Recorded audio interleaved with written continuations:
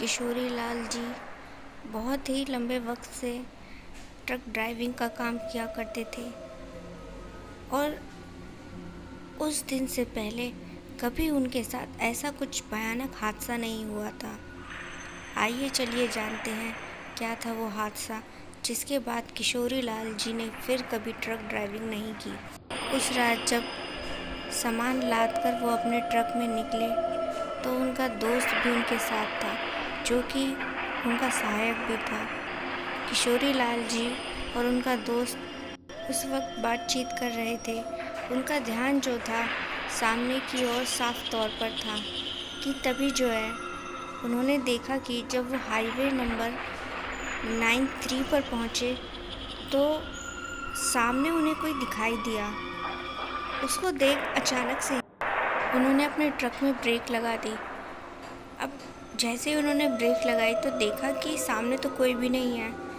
तो किशोरी लाल जी का जो दोस्त था, तो जब किशोरी लाल जी ने ब्रेक लगाया था तो उनका दोस्त पूछने लगा, अरे भाई तुमने एकदम से ब्रेक क्यों लगा दिया?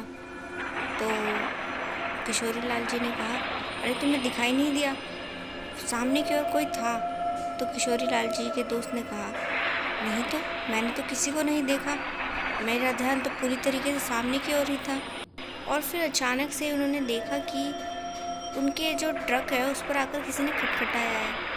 तो यहाँ पर किशोरी लाल जी का जो दोस्त था उसने जैसे ही दरवाज़ा खोलकर देखा तो देखा कि एक औरत खड़ी है और उसके पास एक छोटा सा बच्चा भी है।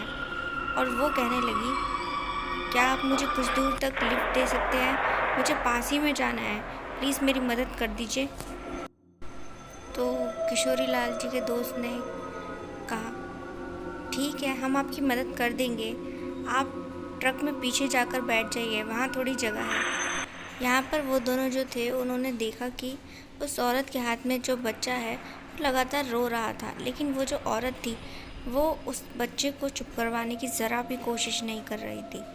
ये चीज़ उन दोनों को थोड़ी अजीब लगी। तो किशोरी लाल जी ने उस औरत से कहा, अरे आपका बच्चा कितना रो रहा है, आप इसे चुप क्यों नहीं करवाती हैं? तो इस पर उस औरत ने कहा, हाँ ये बहुत देर से रो रहा है, लेकिन आप चिंता मत कीजिए, अब इसके चुप होने का वक्त आ गया है। दोनों दोस्त बड़े ही हैरान हुए और हैरान होकर उस औरत के चेहरे को देखने लगे। अपनी बात कहकर वो एक अजीब ढंग से मुस्कुराने लगी। तो ये दोनों जो थे इन्हें कुछ समझ नहीं आया, लेकिन फिर इन्होंने सोचा, अरे हमें क्या फ़र्क पड़ता है। और फिर इसके बाद जो था वो औरत पीछे ट्रक में जाकर बैठ गई अपने बच्चे को लेकर। यहाँ पर किशोरी लाल जी ने फिर से अपना ट्रक स्टार्ट किया और उस रास्ते पर आगे की ओर लेकर चल पड़े। अब ये जो लेकर चल पड़े हैं, कुछ दूर जाते ही इन्होंने कुछ आवाज़ें सुनी। ट्रक के पीछे से कुछ अजीब सी आवाज़ें आ रही थी, जैसे कि ट्रक में कोई ठोका ठाकी कर रहा हो। उन्हें ये चीज़ अजीब लगी।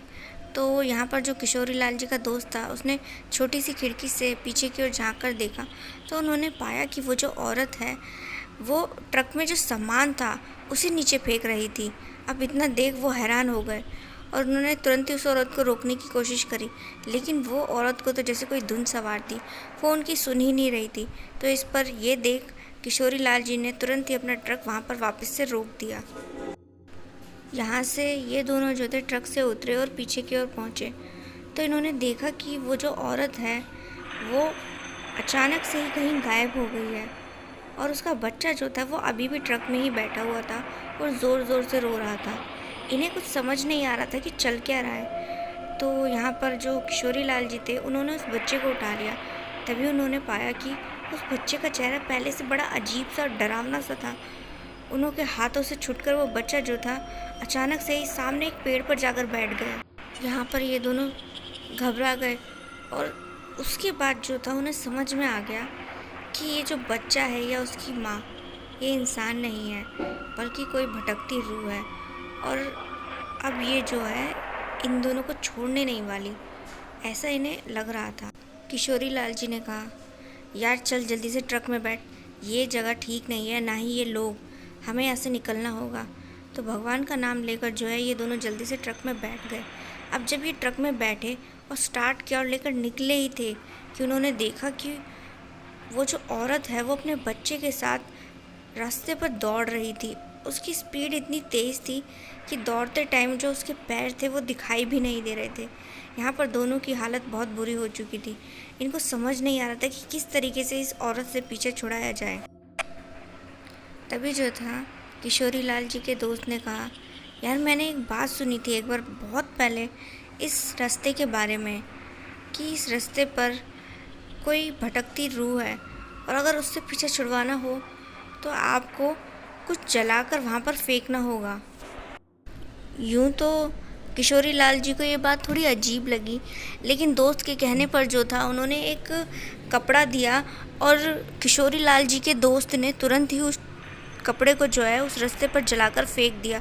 फिर उसके बाद अचानक से ही वो औरत अपने बच्चे को लेकर कहीं गायब हो गई। उस दिन दोनों दोस्त बड़ी ही मुश्किल से उस रास्ते से बचकर निकले और इस डर में किशोरी लाल जी ने फिर कभी ट्रक नहीं चलाया।